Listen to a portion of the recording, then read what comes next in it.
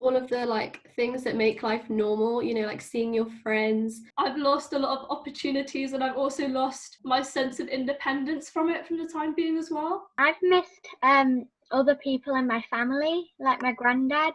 Makes you realize like how impactful that is on your mental health when it's all just like suddenly taken away from you. I'm in year 11, so I would have finished my GCSEs and would have been on holiday right now. We're having to do university applications and consider what universities we want to go to without being able to go to campus. We're not going to get told my predicted grades until September. It just kind of feels like we're all left in the dark and no one has any ideas.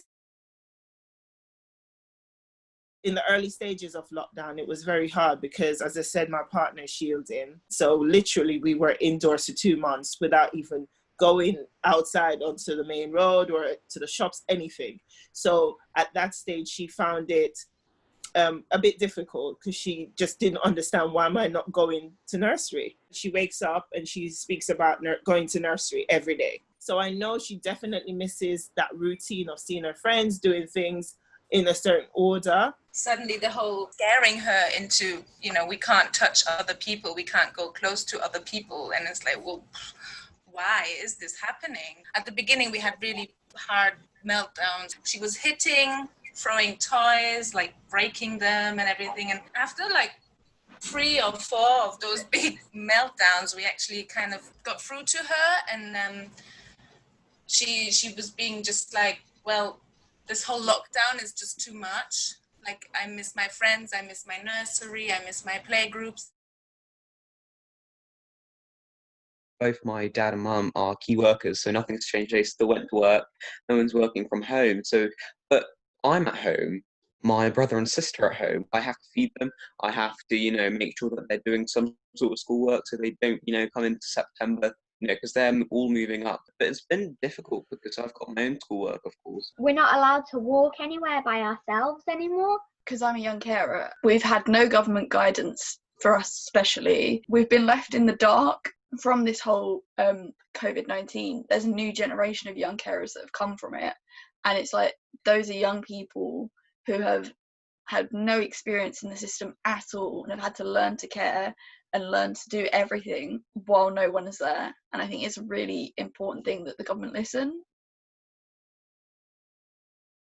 It kind of feels like the world stopped, and yet we're still supposed to keep doing everything.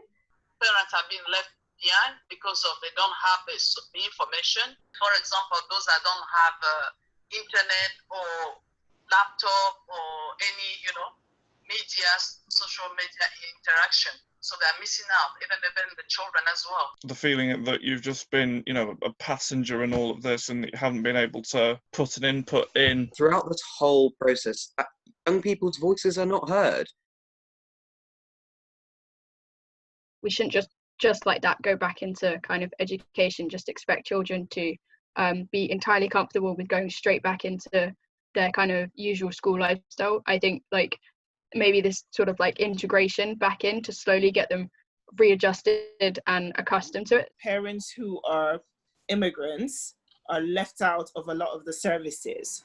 For example, having your visa doesn't entitle you to certain services. For example, the NRF, which is on a lot of visas, no recourse to public funds. You have to work to sustain yourself. You're not able to get social housing and all the rest of it. I can see it blatantly. Your child will then suffer because you're going to be bringing that child to a friend, a cousin, everyone where you don't have to spend that much money. And if you do have to send them to a setting where you're going to have to pay, again, you're not going to be that active parent that you want to be. What the government was giving me for the childcare, it wasn't sufficient. So I would like them to look into that to help whether couple or single parents or child of childcare, for them to ease them so that anything they're doing or for them to get back to work or to get something into activity to earn, and also to have something sustained amount, for them to live a normal life. There's going to be a huge divide with young people from shielded or immune compromised backgrounds compared to those not. I think because obviously there's no guarantee that those young people can go back into education in September for the safety of their own family. Group sessions where you can just talk about this whole traumatizing thing, and let's be honest, it is traumatizing for all of us, you know, for not just the children.